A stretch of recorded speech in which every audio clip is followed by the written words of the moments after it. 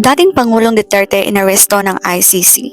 Isang malaking balita ang naganap ngayong umaga sa Ninoy Aquino International Airport o NAIA. Si dating Pangulong Rodrigo Duterte ay inaresto ng mga otoridad pagdating niya mula sa Hong Kong.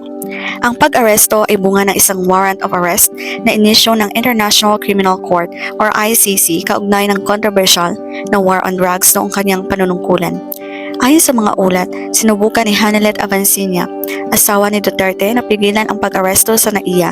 Sa isang Instagram live video ng kanilang anak na si Veronica Duterte, makikita si Avancina na nagsasabing walang ipinakitang warrant ang mga otoridad at tinawag pa niya silang abusado. Gayunpaman, nanatili namang kalmado si Duterte at voluntaryong sumama sa mga kinatawan ng Interpol at Philippine National Police or PNP.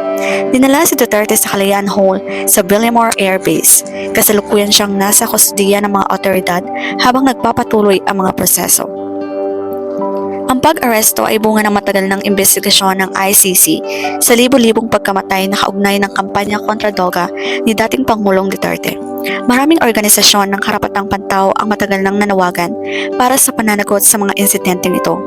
Sa karagdagang impormasyon, ang ICC ay isang independensyang institusyong panghukuman na may kapangyarihang mag-imbestiga at mang-usig ng mga individual para sa krimen sa digmaan, krimen laban sa sangkatauhan, genocide at krimen ng agresyon. Ipinakita ng pagkakatatag nito noong 2002 ang kagustuhan ng maraming bansa na labanan ang impunity sa pinakamasamang krimen sa buong mundo. Sa kasalukuyan, 123 na bansa ang miyembro ng ICC. Ginagawaran ng otoridad ng ICC sa ilalim ng Rome Statute na imbestigahan at usigin ang krimeng ginawa ng kanilang mamamayan o ng sinuman sa kanilang teritoryo. Isang korteng last resort ng ICC. Ibig sabihin na makikialam lamang ito kung ayaw o hindi kayang mag-imbestiga at mang-usig ng mga lokal na otoridad sa mga krimeng nasa mandato ng ICC. Tinatalakay sa sumusunod na katanungan at sagot na inihanda ng Human Rights ang kamakailang desisyon ng mga hukom na payagan ang pagtuloy ng investigasyon sa Pilipinas, ang apela at ang mga susunod na hakbang. Halo-halong reaksyon naman ang ibinahagi ng mga netizens.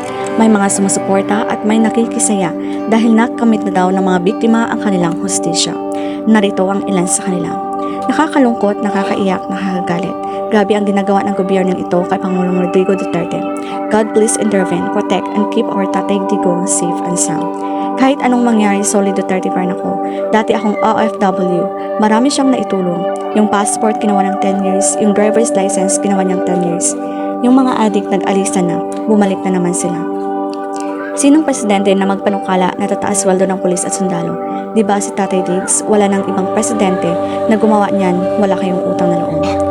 Sad naman ng iba, masaya na ang mga adik at ang mga negosyante ng pulburon. Duterte pa rin kami solid.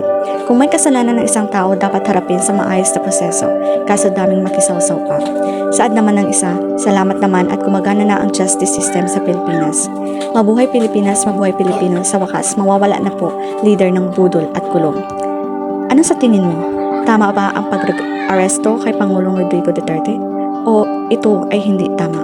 Just comment.